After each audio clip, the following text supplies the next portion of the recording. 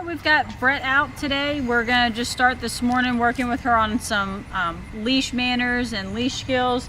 Really what we want to do is evaluate her as far as the training equipment goes and see what's going to work best for her and what she's going to be most comfortable with that's going to help reduce her stress.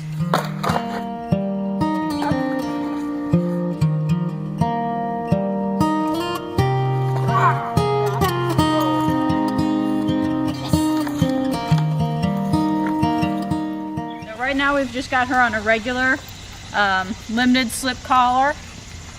We have Tucker out. He's helping provide a distraction for us. You can see she's still very much just, pulling on the leash.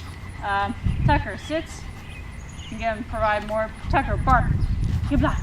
Give back. Good boy. Get him to provide some good distraction for us.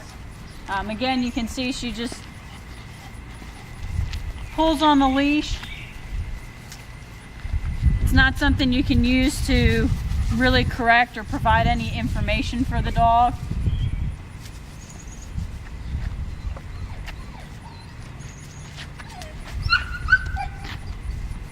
Again, she hears another dog in the backyard. She's pulling towards it. So we did want to try and see how she does with the gentle leader. This is a snoot loop. Similar to the gentle leader, it's still just a typical traditional head halter. All right, we've got Brett on a snoot loop. This is just one of many brands of head halters. We're going to walk her around, see how she does with this training equipment.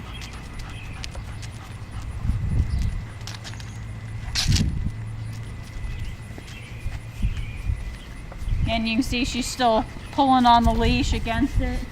It bothers her face. A lot of dogs do this, even though they've been working on desensitizing her to the snoot loop. You can see how irritating it is for a dog to have something on their face, around their muzzle.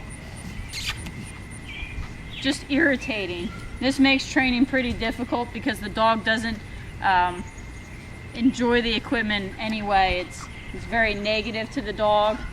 Even though I can pull her and get her to move in the direction I want her to, it's just not comfortable equipment for her, and there's no way to provide communication.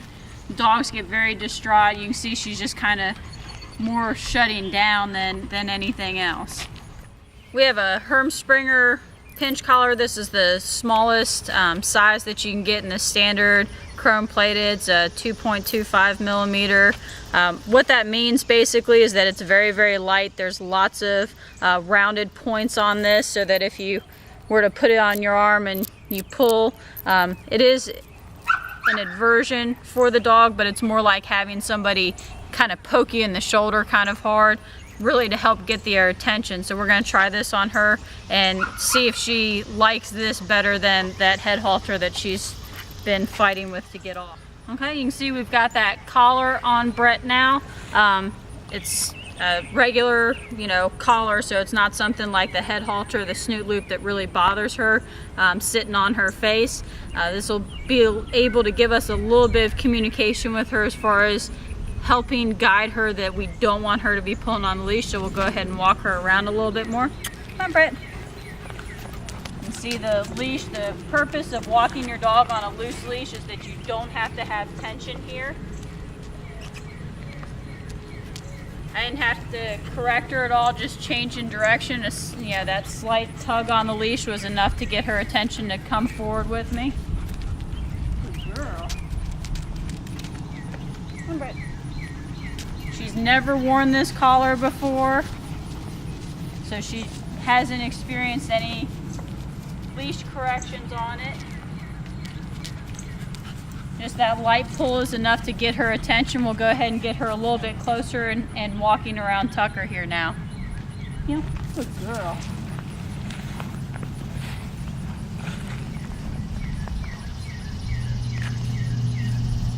Good girl. Sit. Good girl. Heel.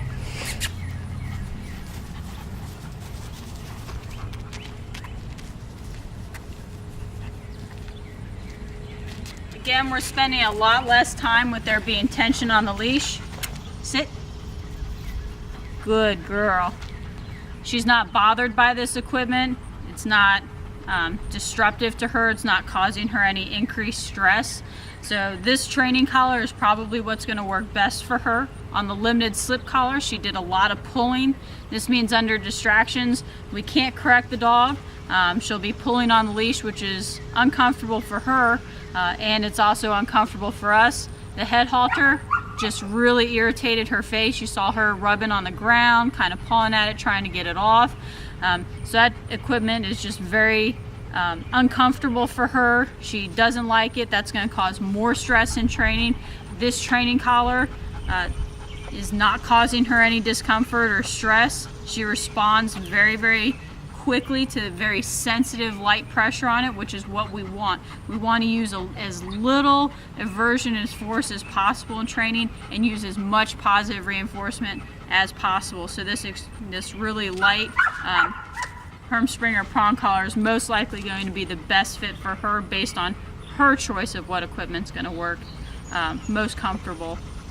That's Brett today. We're going to keep working with her. Watch for more videos. Good girl.